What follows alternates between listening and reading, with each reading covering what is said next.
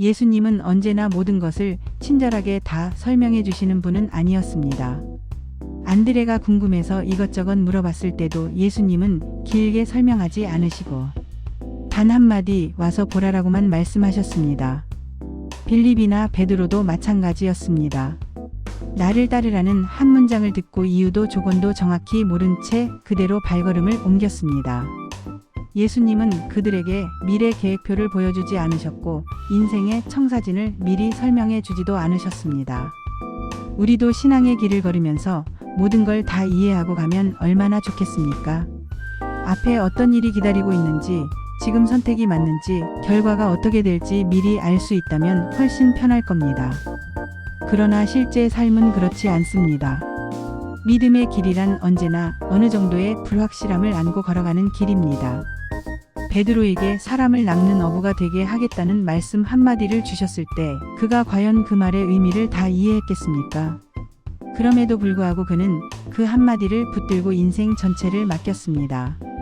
믿음이란 원래 그런 것입니다. 그렇게 믿음의 길을 걸어갈 때 우리 삶에는 어떤 변화가 일어날까요? 제자들을 보면 분명 부족하고 넘어지고 실수투성이었습니다.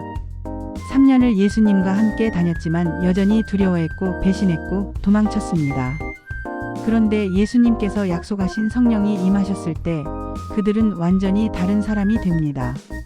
더 이상 자기 힘으로 버티는 사람들이 아니라 성령에 의해 살아가는 사람들이 됩니다.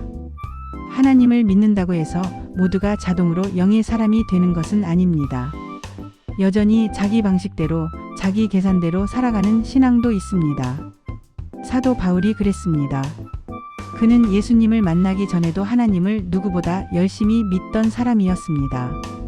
율법에 철저했고 종교적으로는 흠잡을 데 없는 사람이었습니다. 하지만 그는 육신의 사람이었습니다. 자기 열심, 자기 기준, 자기 확신으로 살아가던 사람이었죠. 그러나 다메섹 도상에서 예수님을 만난 이후 그는 완전히 다른 방향으로 바뀝니다. 성령의 사람이 된 것입니다. 그때부터 그의 삶에는 이전과 다른 일이 벌어지기 시작합니다. 오늘 말씀 속에서도 바울은 복음을 전하기 위해 이동하다가 뜻밖의 경험을 하게 됩니다. 성령께서 그가 가려던 길을 막으신 것입니다. 바울은 지금의 터키 중부 지역을 지나 복음을 전하고 있었습니다. 부르기아와 갈라디아 지역을 거쳐 이제 북쪽 비두니아로 가려고 했습니다. 놀러 가는 것도 아니고 나쁜 일을 하러 가는 것도 아니었습니다. 말씀을 전하겠다는 선한 목적이었습니다. 그런데 성령께서 그 길을 허락하지 않으셨습니다. 우리도 살다 보면 이런 순간을 만납니다. 하나님, 제가 좋은 일 하려는데 왜 길이 막히죠? 봉사하려고 했는데, 섬기려고 했는데 왜 일이 꼬이죠? 이런 질문이 자연스럽게 나옵니다. 그때 사람들은 보통 두 가지 반응을 보입니다. 하나는 더 세게 밀어붙이는 것입니다. 기도 제목을 늘리고 작정 기도를 시작하고 하나님을 설득하려고 했습니다. 어떻게든 이 길을 열어달라고 매달립니다. 야곱이 그랬습니다. 야복강에서 하나님의 사자와 밤새 씨름하며 축복하지 않으면 보내지 않겠다고 붙잡았습니다. 결국 그는 이름이 바뀌는 축복을 받았지만 동시에 다리를 절게 됩니다. 마음대로 뛰어다닐 수 없는 인생이 된 것이죠. 그러나 그 절뚝거리는 걸음이 오히려 형 에서와의 화해로 이어집니다. 하나님의 축복은 우리가 생각하는 방식과 다를 때가 많습니다. 반대로 이삭은 갈등을 피하는 사람입니다. 우물을 파면 빼앗기고 또 다른 곳으로 옮겨갑니다. 끝까지 싸우지 않습니다. 결국 르호봇 넓은 땅이라는 이름의 우물을 얻게 됩니다. 사람마다 체질이 다릅니다. 성격과 성향은 쉽게 바뀌지 않습니다. 바울과 바나바도 성향이 달랐고 결국 마가 문제로 갈라지기도 했습니다. 그때는 성령께서 특별히 간섭하지 않으셨습니다. 그런데 오늘 본문에서는 왜 성령께서 바울의 길을 막으셨을까요? 여기에는 중요한 메시지가 담겨 있습니다. 하나님께서 막으시는 문은 우리가 억지로 열 수 없습니다. 하나님이 여시면 아무도 닫지 못하고 하나님이 닫으시면 아무도 열지 못합니다. 그런데 하나님은 아무 때나 막으시지 않습니다. 믿음이 어느 정도 자라있고 하나님의 인도를 받아들일 준비가 되었을 때 비로소 길을 막으십니다. 바울의 반응이 중요합니다. 그는 길이 막혔을 때 떼쓰지 않았습니다. 왜 안 됩니까? 라고 매달리지 않았습니다. 오히려 조용히 방향을 틀어드로아로 내려갑니다. 원래 가려던 방향과는 완전히 반대 방향입니다. 이게 쉬운 선택이었을까요? 아닙니다. 그러나 그는 순순히 방향을 바꿨습니다. 그리고 그날 밤 환상을 보게 됩니다. 마게도니아 사람이 나타나 우리에게로 건너와서 도와달라고 요청합니다.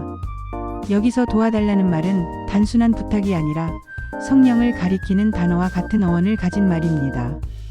성령이 우리를 돕는 분이라면 성령의 사람이 된다는 것은 누군가에게 도움이 되는 사람으로 살아가게 된다는 뜻이기도 합니다. 성령 충만은 내 일이 잘 풀리는 상태를 말하지 않습니다. 내 계획이 술술 진행되는 것이 성령 충만이 아닙니다. 성령 충만이란 하나님의 목적에 내가 기꺼이 방향을 맞추는 상태입니다. 성령은 인격이시며 생각과 뜻과 결정을 가지신 분입니다. 우리가 성령의 인도를 따른다는 것은 그분의 판단을 존중하는 삶을 선택하는 것입니다. 바울은 과거에 성격도 강했고 고집도 셌던 사람이었습니다. 하지만 성령 안에서 그는 점점 유연해집니다. 자신의 계획보다 하나님의 흐름을 더 중요하게 여깁니다. 이해가 되든 안 되든 낯선 요청이라도 순종합니다.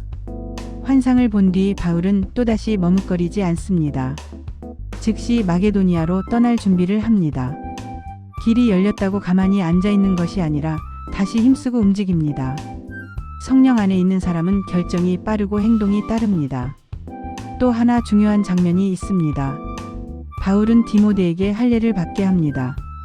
과거의 바울이라면 절대 하지 않았을 선택입니다.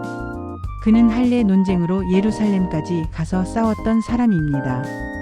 그런데 이제는 복음을 위해서라면 자신의 주장도 내려놓습니다. 본질이 분명해지면 비본질은 내려놓을 수 있게 됩니다.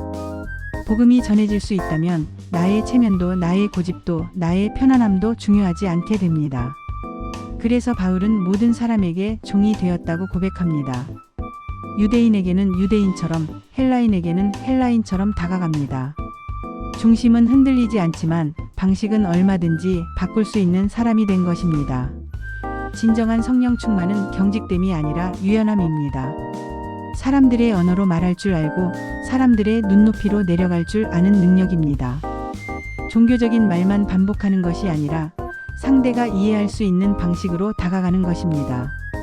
성령께서 바울의 길을 막으신 이유도 여기에 있습니다. 바울이 이제는 막혀도 순종할 수 있는 사람이 되었기 때문입니다. 신뢰가 쌓였기 때문에 하나님께서 방향을 조정하신 것입니다. 오늘 우리에게도 동일합니다. 일이 막힐 때 그것이 반드시 실패나 거절은 아닐 수 있습니다.